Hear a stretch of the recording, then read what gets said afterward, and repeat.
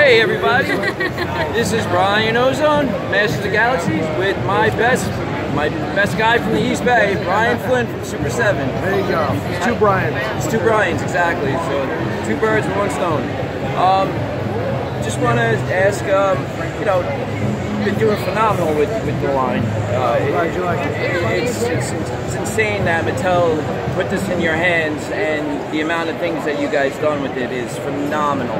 Yeah, we're just trying to have fun with it, you know? Exactly, and between you and the Four Horsemen, which are both fans of the product, right? You guys are giving us exactly what we want and more. I mean, it's like again, this past Monday on the podcast, we were talking about how you totally like broke free with what they should have been doing this whole time. Well, I don't know about what they should have been doing. I mean, they were doing what they wanted to do and what they wanted to have. Right. And so we're doing what we want to have. So it's a little different, but it's still similar. Yeah. I hear that, but it's, you know, me and a couple of guys, we all agree that, you know, with your vision and the Four Horsemen sculpting, it's been a complete turnaround for all Masters of the Universe products that you guys come out with.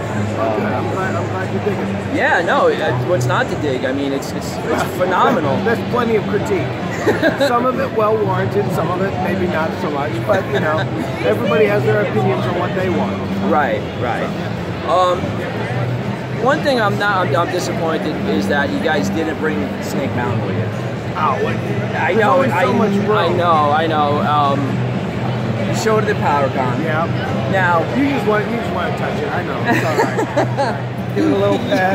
Yeah. I've missed you so much. I know. Well, I do that with your picture every night. I don't believe that either. I'm a stalker. In regards of the original Mattel sculpt that they made, what's the differences? Is the dimensions different?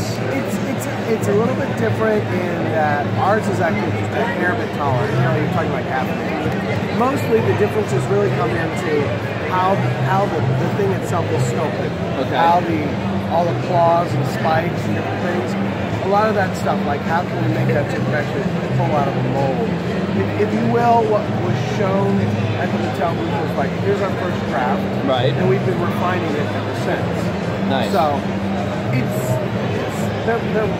they're parts of the same thing. They're just going through the process to final. Right. And also, the original Mattel was only throwing in the throne. You're also throwing in the table as well. The table and the tentacles. And the tentacles too. Yeah, that's great. It's all the T's. Throne, table, tentacles. Got to have the trifecta. Exactly. That's great. I mean, now going forward with that, how are you going to? Is it a pre-order? Yeah, it's going to be a pre-order and then obviously a payment plan. Made to order. Yes. Yeah. I mean, that was our whole thing. I know a lot of people get all grumpy about it. It's always a pre-order, always a pre-order. Right. But one of the things that happened when Maddie was making it is they would make these really large runs, sell a bunch of them, and then they would sit in the warehouse for years. Collect dust. And you know, and then slowly leak out, which is nice. Yeah. But if you're paying, especially for us, $35 per figure, I want it to always be $35. Right. So you don't want it to end up in big lots like they had that. Or any of that other stuff. Yeah. It's just like we make exact. You know, people order them from us. Right. We make what people order plus a little bit extra to cover damages, errors, whatever. And then when they're, you know, give people enough window that everybody wants them to be able to get one. And then when they're done, they're done. So you know that that's the theoretically always be worth it's worth more. That's great. That's something that the collector community decides on their own, and I can't affect it. Right. But I don't want there to be 1,000 more of them sitting in a warehouse that no one can sell. Right. You want to give the customer what they deserve for their amount of money that they pay for. Well, you know, they're not cheap toys. No, they're not. You know, they're not. So I don't want them to become worth less. Right. And a guy like me, I collect 2 of each character, minimum of 2 of each, unless they're an army builder. I open one, I gotta touch them, I gotta play with them, set them up, and I keep on, you know, mock, mint on card, mint in box, and whatnot. So, but yeah, I understand totally what you're saying. now going forward, I see that you got Ultimates in here. Yeah, we do. The new Filmation. Two Filmation Ultimates. Yeah, and that's one of those things that there's so many people that have gotten into the line, you know, post Super 7. Right. And they can't get He-Man and Skeletor. But at the same time, if you already have He-Man and Skeletor, that's a special thing. Yeah. You don't want to devalue it. Right. So how can we make it an opportunity for people to get back into the core characters again? Sort of like we did the first time we did it. So let's come back on the Filmation side, tweak them out, put them on a different factory card, different package. Oh, really? They're going to be different? They're going to be the exploding rocks. Right. You know, rather than the classics one, right? Well, or, you know, rather than the green. Yeah. So how can we make it different? So if you've got the old one, it doesn't devalue the old one. Right. If you get the new one, you get a chance to get it again. Right. That's great. Are there plans for other than the two that are shown? Are there more? We've talked about some stuff, but nothing is actively in the works. Okay. I'll take whatever I can get. I mean, they look great. I love the robot head. Yeah, the robot head. Actually, and I apologize, I can't remember his name, but one of the fans that came to Thursday was just like, you should do another head where you just take the regular He-Man head and put out the glowing eyes. Like, that'd be cool. And I was like, you're right, we should. So we're gonna try to get that one mocked up and sampled in there and throw that third head in there. Nice. Because I mean, yeah, why not? Yeah, really. That's a great idea. Yeah. And the other great thing, again, about what what Super 7 does is I got my waves the other day. I opened them up, and I had the two boxes because I ordered, like I said, one mock and one open. And then there was two Triclops heads. So we had a record that you ordered two Triclops. But that's great that you guys are actually giving a crap that you want to have the fans with the right stuff. Well, I mean, it's there's some things where it's a subjective call. There's a lot of people that have complaints about color choice or paint app style or an ankle pin. Right. And that becomes a subjective thing. I don't know. But with the Triclops head, like, a lot of people got them and they were just fine. Every one I have is just fine. But it wasn't like there were two dudes that had blue. Right. There were a lot of people, and we couldn't figure out why. So I need to fix that. That's a production problem. So I'm going to replace that. That's great that you did. I mean, I was not expecting that when I opened that box to see those and that note that you gave. I stuff like that I think sets you apart far from any other toy distributor or toy company today. It's just those little things. It really stands out. Yeah, I mean, the other thing that happens is now you have a whole shitload of people that have a lot of extra Triclops heads. They're like, what do I do with this thing? Well, you can make some customs, who knows? Something, maybe. Yeah. Now it's like, can I buy some Lunchbox? Is that, No. That's not on the table, right? No, but now they're going to go like, now I need to do something with this. Yeah. Besides what you have shown here, what else is in the future that you can share? We're working on a bunch of stuff. I mean, there's obviously one of the things people keep asking me left and right. It's like, when is Classics coming out? And it's like, Classics, we're working on a wave of Classics right now. It's still a little ways out, but it's really cool. I think people are really going to be surprised. Oh, without a doubt. I don't think anybody's going to see this one coming. Really? Yeah. All right, because I know you told me a secret last year here at New York Comic Con, and I never told a soul. And I'll talk about it We'll talk about it after the Thundercats issue. What's going on there's no with issue. that? I just can't get the license. It's just not apprehendable right now? We had multiple conversations with Warner Brothers. We were very, very close multiple times. I thought we had it. Right. It's just, they're a little tricky to work with sometimes. Right. And now with that new cartoon too as well. That's much of a cartoon. It's more of a fact that that sucks. We went back and talked to them, and because Funko's making the Savage, 5.5, they don't want another collector product coming in to compete with that collector because that's their collector product in their mind. So maybe one day we'll get it. I don't know. I'd love to. Yeah, that'd be great. Oh, trust me. I have a lot of ideas. I'm sure you do. When I saw those two figures at PowerCon, Brune and Jaga, I was and those blown are all away. Mattel prototypes that they've had. Yeah, I spoke to Tim. Yeah. And he was telling me, he's like, yeah, we made these things. You're supposed to be 2 4-figure waves, but they slit the neck and canceled it, and this is what we were able to do, just get the 6 out. So and the Wily Cat as well. Yeah, they've got other cancellation. stuff. Yeah, I mean, we're getting really bouncy here. I'm sorry. I could see it from here. All of a sudden, we were on a boat, and I was like, "Oh, we're gonna get seasick." It's wavy here at New York Comic Con. Yeah. It's wavy. I'm trying to hold it with both hands. But yeah. Now the She-Ra figures. Yeah. Is that Super 7 made? Yeah. Oh, you guys did make those. Yeah. So obviously, Netflix and DreamWorks really wanted to have a figure ready in time for the series premiere and launch.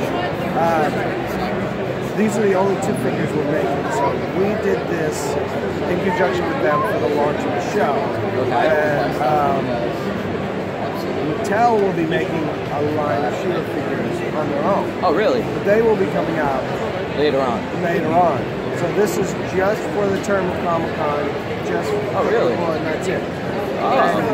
So you're gonna cut ties after these 2 figures with it's not even a matter of cut ties. It's like it's just an exclusive. It's like, hey, if you guys want to make this and you guys can get it out in time for the premiere in New York, right?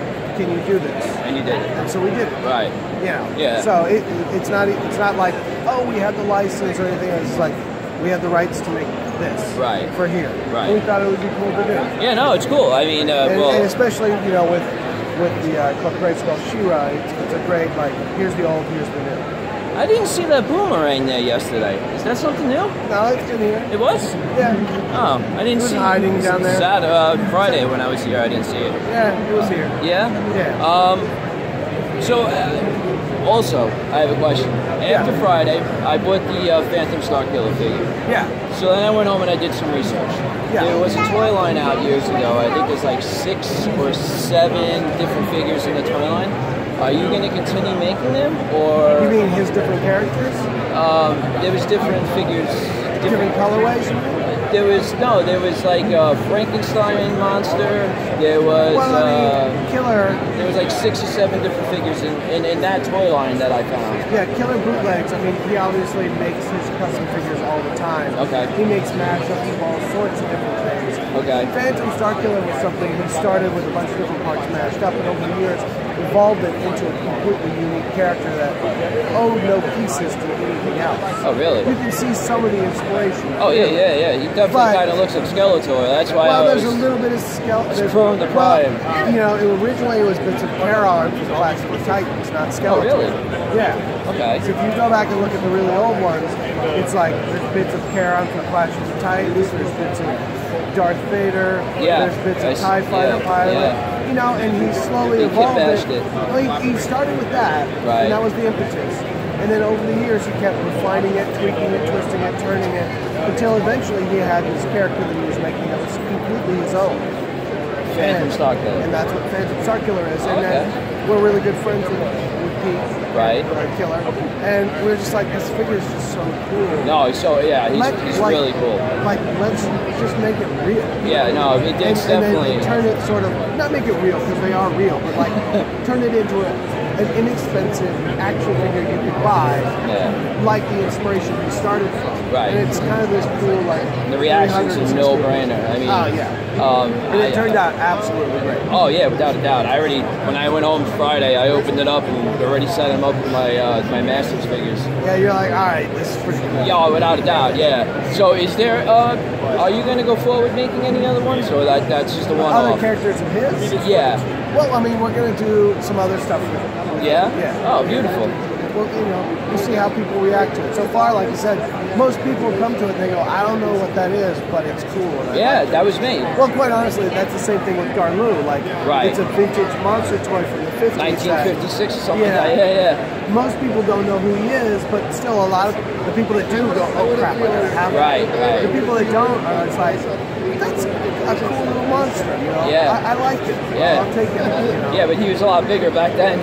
He was huge. Like yeah. Who originally made him again? Marks. And that was a big toy company back then. That was one of the leading toy companies. They're one of the biggest, especially in tin. Yeah. I think they were the last company to make tin toys. I don't Besides know, the Japanese. Yeah, the Japanese kept making stuff. I think the Marks was the last American. But anyway, I think he's cool.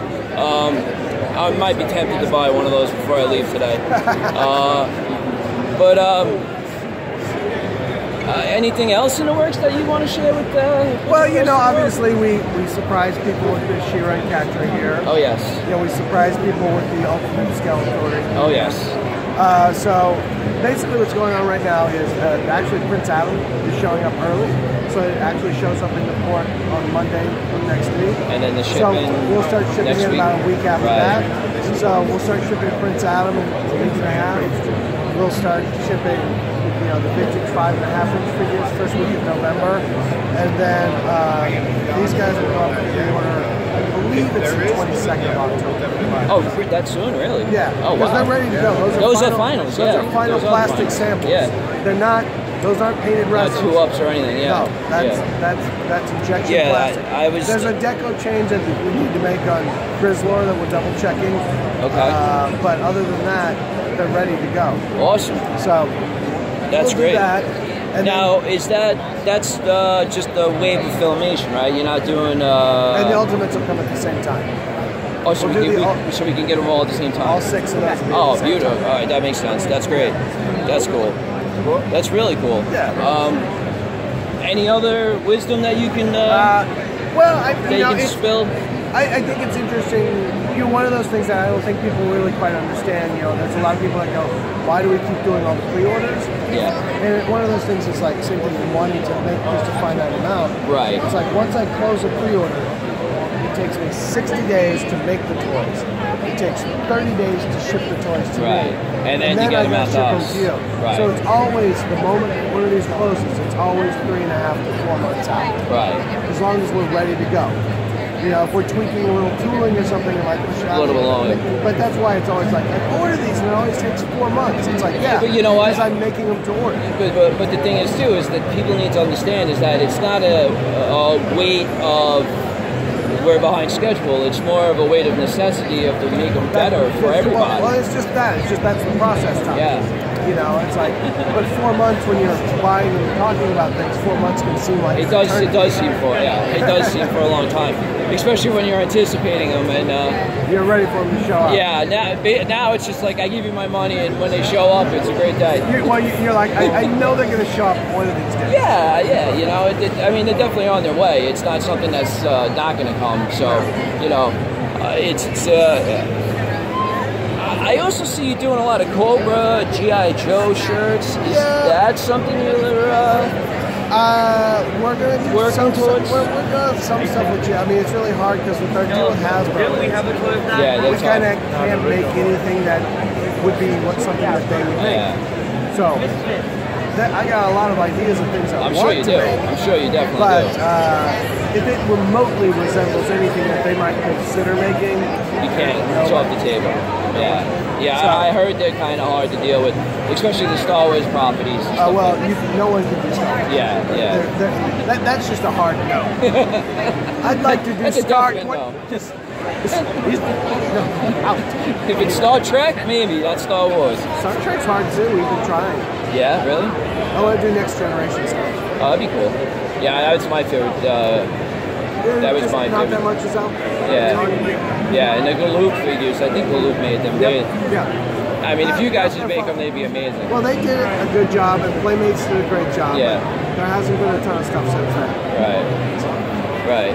So, like, again, anything else that you have that you'd like to share with Masters of the Galaxy? Just, you know, trying to get everything out to you, get the next wave of stuff up and running, and hopefully you guys are liking it. Oh no, we are. The love is there. I mean, Paracon, you were swamped.